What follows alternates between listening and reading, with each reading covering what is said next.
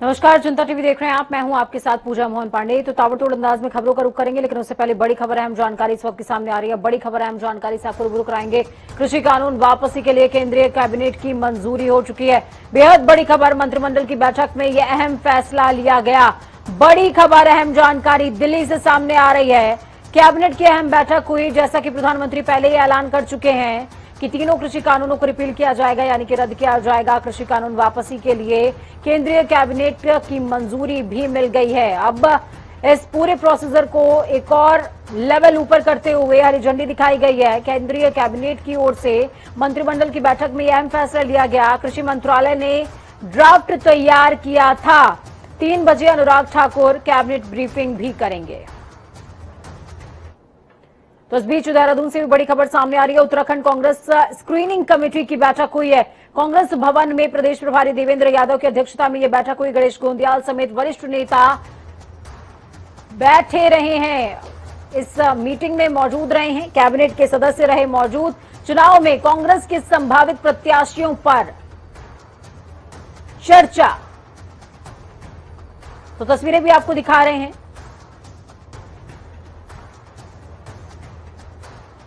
चुनाव में कांग्रेस के संभावित प्रत्याशियों पर चर्चा होगी। इस खबर पर ज्यादा जानकारी के लिए ग्राउंड जीरो का रुख करते हैं। अजीत काम्बोज हमारे साथ में जुड़े हुए हैं। अजीत, क्या कुछ अपडेट है? क्योंकि संभावित प्रत्याशियों का जिक्र हम सुबह के समय भी कर रहे थे, जब हमारी बात हो रही थी कि स्क्रीनिंग कमेटी में एक लेवल और ऊपर आते हुए कांग्रेस अब प्रत्याशियों पर चर्चा कर रही है। क्या लगता है कि किस तरीके से रिपोर्ट कार्ड प्रिपेयर किया जाएगा? बिल्कुल, स्क्रीनिंग कमेटी की अगर बात की जाए तो अब से कुछ ही देर पहले बैठक समाप्त हुई है और जिसके बाद जो स्क्रीनिंग कमेटी के अध्यक्ष बनाए गए हैं अविनाश पांडे, उन्होंने मीडिया से बात की है और उन्होंने साफ कहा है कि स्क्रीनिंग कमेटी की पहली बैठक आज आयोजित की गई है, जिसमें तमाम नामों पर चर्चा हुई है जो संभावित प्रत्याशी है उत्तराखंड कांग्रेस के, और आने वाले भविष्य में किनको टिकट फाइनल किया जाएगा, इनको लेकर लगातार चर्चा बनी रहेगी। और इलेक्शन कमेटी जो है उत्तराखंड कांग्रेस की, वो जिन नामों पर अपनी हामी भरेगी वो स्क्रीनिंग कमेटी के पास आएंगे और तब स्क्रीनिंग कमेटी उस पर जाकर फैसला, अंतिम जो फैसला है वो लेने का काम करेगी। हालांकि जो बैठकें हैं ये लगातार जारी रहेंगी और स्क्रीनिंग कमेटी के माध्यम से लगातार उन चेहरों पर यहाँ पर लगातार चर्चा होती रहेगी जो संभावित प्रत्याशी हैं या जो पूरा दमखम चुनावी मैदान में दिखा रहे हैं। 70 विधानसभा चुनाव क्षेत्रों में चुनाव होना है तो 70 प्रत्याशियों को यहाँ पर फाइनल करना होगा। इसको लेकर आज से ही जोड़तोड़ यहाँ पर शुरू हो चुकी है। जी बिल्कुल, जोड़ तोड़ की प्रक्रिया शुरू हो चुकी है और बेहद खास ये मीटिंग भी। बहुत शुक्रिया अजीत हमारे साथ जुड़ने के लिए, अहम जानकारी साझा करने के लिए।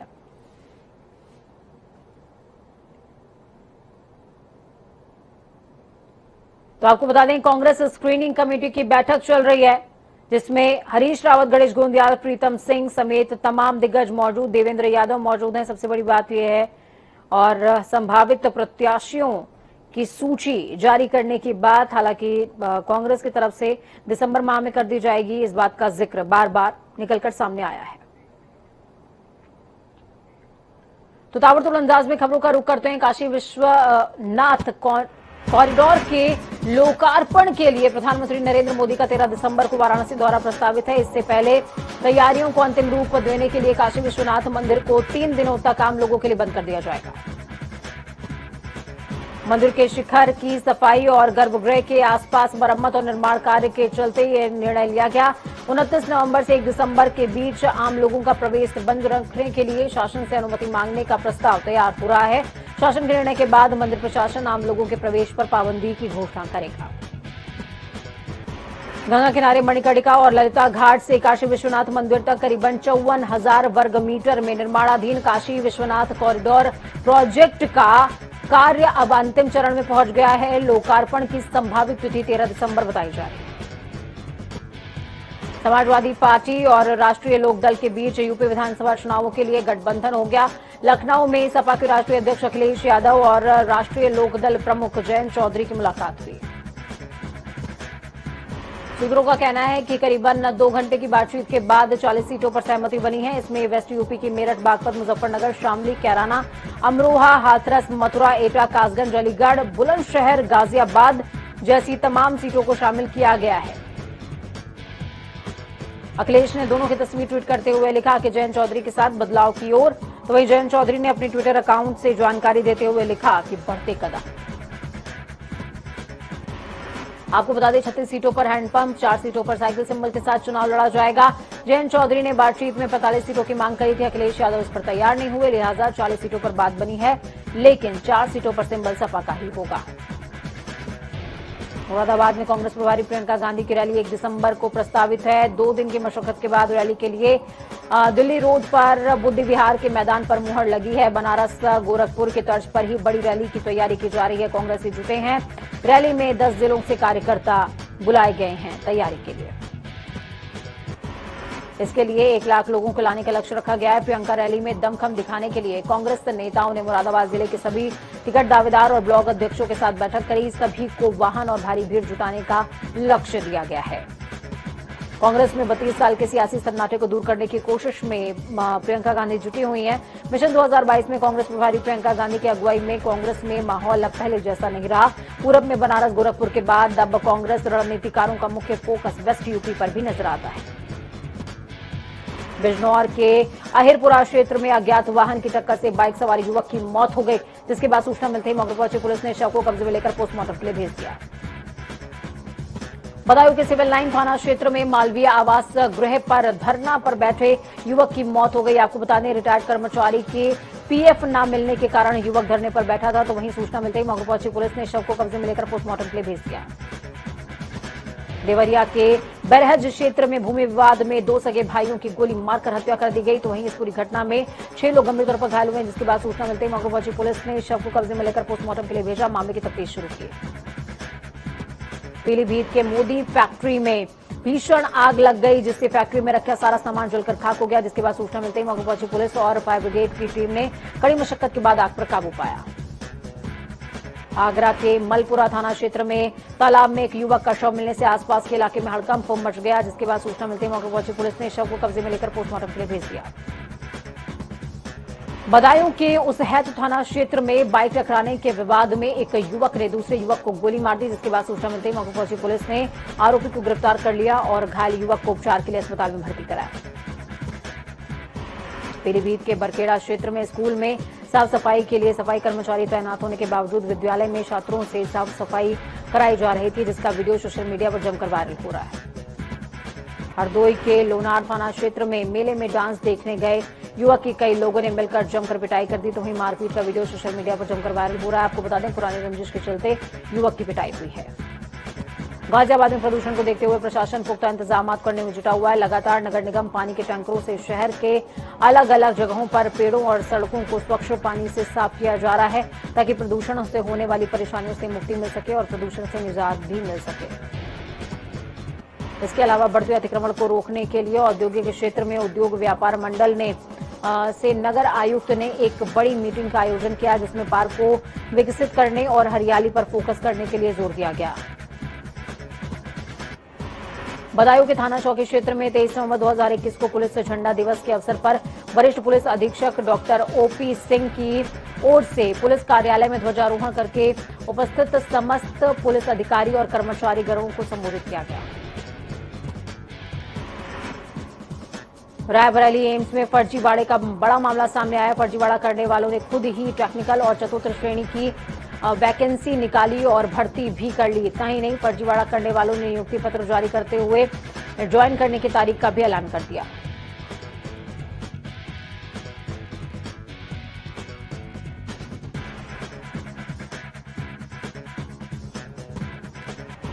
महोबा के कवरई थाना क्षेत्र में भगत सिंह नगर इलाके में तेज रफ्तार बाइक चबूतरे से टकरा गई, जिसमें बाइक सवार एक युवक की मौत हो गई, जिसके बाद सूचना मिलते ही मौके पहुंची पुलिस ने शव को कब्जे में लेकर पोस्टमार्टम के लिए भेज दिया।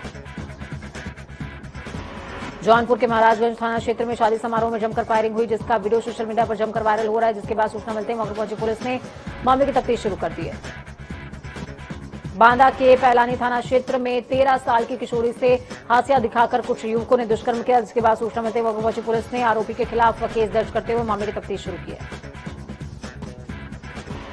बदायूं के बिसौली नगर क्षेत्र में मोमबत्ती कारखाने में भीषण आग लगी, जिसमें लगभग 50 लाख का नुकसान हुआ है, जिसके बाद सूचना मिलते ही मौके पहुंची पुलिस और फायर ब्रिगेड की टीम ने कड़ी मशक्कत के बाद आग पर काबू पाया। बाराबंकी के फतेहपुर कोतवाली क्षेत्र में दलित महिला की भूमि पर अवैध रूप से पड़ोसी और उसके समर्थकों ने अवैध रूप से कब्जा करते हुए निर्माण कराने का मामला सामने आया। तो वहीं दलित महिला के विरोध करने पर दोनों पक्षों में जमकर मारपीट भी हुई है। हमीरपुर के राठ क्षेत्र में उमरिया गांव के पास में तेज रफ्तार कार और ऑटो के बीच जोरदार भिड़ंत हुई, जिसमें 4 लोग गंभीर तौर पर घायल हो गए। सूचना मिलते ही एम्बुलेंस से इलाज के लिए सरकारी अस्पताल में भर्ती कराया गया। बलिया के बांसडीह थाना क्षेत्र में मझुई गांव में चोरी के आरोप में पुलिस थाने आए युवकों को ग्रामीणों ने रस्सी से बांधकर जमकर पीटा। तो वहीं रस्सी से बंधे हुए युवक का वीडियो सोशल मीडिया पर धड़ल्ले से वायरल हो रहा है। पीलीभीत के सुनगढ़ी थाना क्षेत्र में गंगवार गुर्गों ने नगर पालिका में घुसकर सफाई कर्मचारियों की जमकर मारपीट करी है, उनसे तोड़फोड़ भी करी, जिसके बाद सूचना मिलते ही मौके पहुंची पुलिस ने मामले की तफ्तीश शुरू कर दी है। आगरा के बाहू क्षेत्र में दबंगों ने घर में घुसकर महिला ग्राम प्रधान के परिवार के साथ लाठी डंडों से जमकर मारपीट करी। मारपीट में करीबन आधा दर्जन लोग घायल भी हो गए। इसके बाद सूचना मिलते मौके पहुंची पुलिस ने मामले की तफ्तीश शुरू कर दी। कुशीनगर के नौरंगिया थाना क्षेत्र में स्कूल जाते समय बार बार युवक की छेड़खानी का मामला सामने आया। युवक ने छात्रा के साथ दुष्कर्म का प्रयास किया। साथ ही आरोपी युवक ने शिकायत करने पर जान से मारने की धमकी दी। भदोही में पुलिस ने क्लोन चेक तैयार करने वाले गिरोह के सरगना सहित 9 सदस्य गिरफ्तार किए हैं। तो वहीं गिरफ्तार अभियुक्तों के पास से एक क्लोन्ड चेक, एक कार, स्कूटी, 10 मोबाइल फोन और एक बाबा बालकनाथ टेम्पल ट्रस्ट का ब्लैंक चेक भी बरामद हुआ है। अमेठी के पुरवा गांव में मामूली बात को लेकर पति ने पत्नी से मारपीट करी, जिससे कि पति के सर पर गंभीर चोटें आई हैं। तो वहीं ग्रामीणों ने पुलिस को सूचना दी, जिसके बाद पुलिस ने घायल पत्नी को अस्पताल पहुंचाया, जहां इलाज के दौरान उसकी मौत हो गई।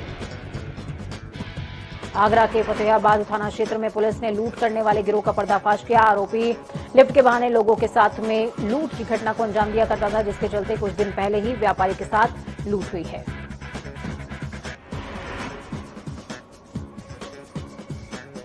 जालौन के उरई कोतवाली क्षेत्र में बीच बाजार दर्जन भर दबंगों ने युवक को दौड़ाकर पीटा। तो वहीं ये पूरी घटना पेट्रोल पंप पर लगे सीसीटीवी कैमरे में कैद हो गई, जिसका वीडियो अब सोशल मीडिया पर धड़ल्ले से वायरल हो रहा है।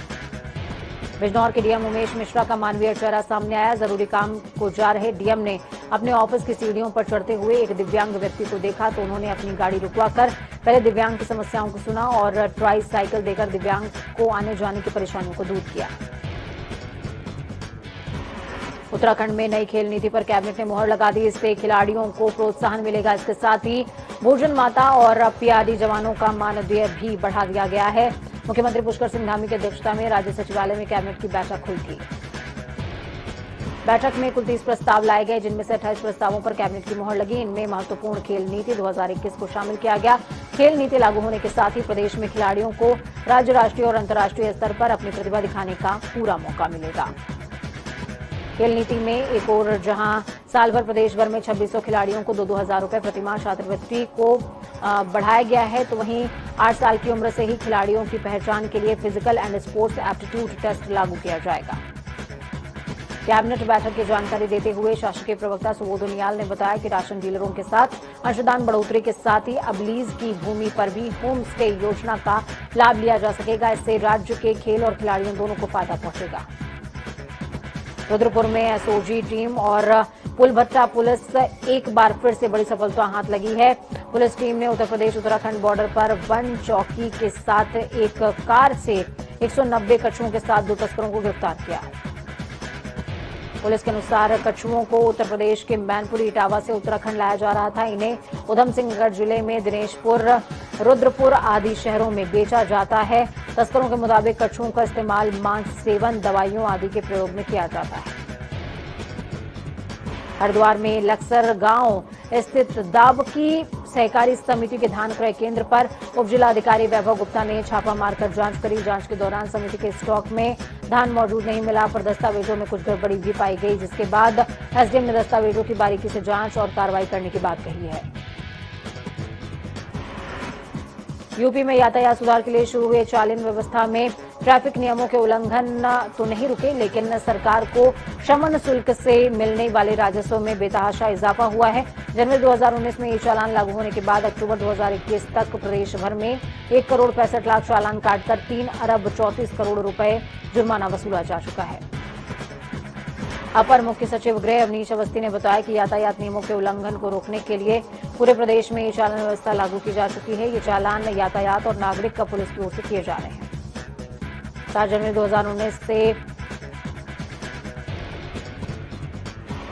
2019 से यूपी के 10 जिलों में चालान व्यवस्था लागू की गई थी, जो कि अब उत्तर प्रदेश के सभी जनपदों में लागू की गई है। उन्होंने बताया यातायात के नियमों के उल्लंघन पर 7 जनवरी 2019 से अक्टूबर 2021 तक 3 अरब 34 करोड़ और 51,12,008 रुपए शमन शुल्क वसूला गया है।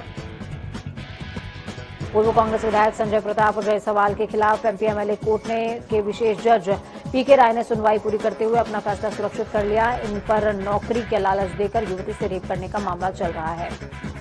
आपको बता दें, इस पूरे मामले में एफआईआर पीड़िता ने हजरतगंज थाने में दर्ज कराई थी। इसमें कहा गया था कि वो अक्टूबर 2012 में प्रतियोगी परीक्षा की तैयारी के लिए लखनऊ आई थी। तभी चारबाग रेलवे स्टेशन के वेटिंग रूम में संजय प्रताप जायसवाल और अमरजीत मिश्र और उसके एक साथी से मुलाकात हुई थी।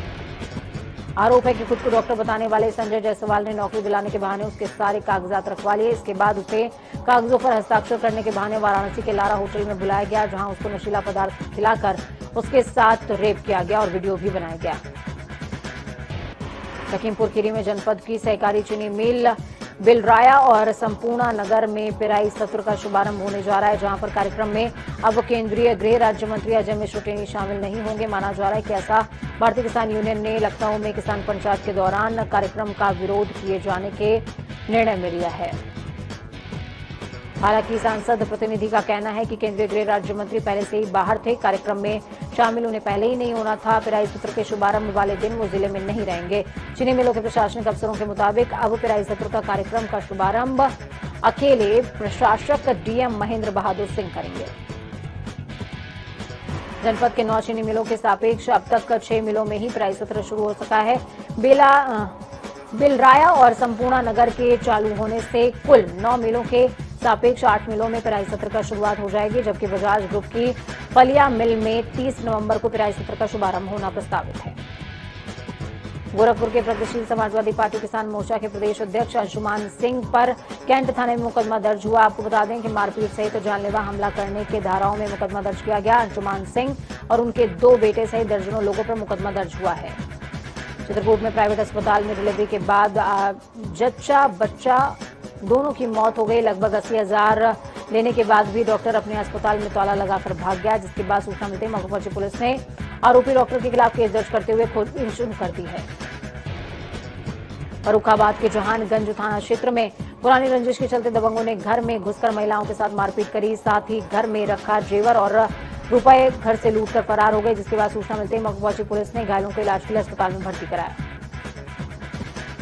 नाबालिग की मां जब जेल में मिलने गई तो उसने भी बताया कि उसका बेटा नाबालिग है और उसे गलत तरीके से फंसाया गया है। तो वहीं पीड़िता की मां ने बताया कि मेरे बच्चे ने ये भी बताया कि वह पुलिस वालों के हाथ पैर जोड़ते रहा, हमें गोली मत मारो, लेकिन पुलिस वालों ने एक भी ना सुनी। बुलंदशहर के जहांगीराबाद कोतवाली क्षेत्र में 3 लोगों ने दूध लेने के बहाने घर में प्रवेश किया और दूध निकाल रही युवती पर ताबड़तोड़ गोली बरसाकर हत्या करके फरार हो गए। सूचना मिलते ही मौके पहुंची पुलिस ने शव को कब्जे में लेकर पोस्टमार्टम के लिए भेज दिया। मुजफ्फरनगर के मसूरपुर थाना क्षेत्र में बस अनियंत्रित होकर पलट गई, जिसके बाद कई लोग गंभीर तौर पर घायल हुए, जिसके बाद सूचना मिलते ही मौके पहुंची पुलिस ने घायलों को उपचार के लिए अस्पताल में भर्ती कराया। लखनऊ के मोहनलालगंज में सामुदायिक स्वास्थ्य केंद्र में दवाओं की किल्लत देखी जा रही है।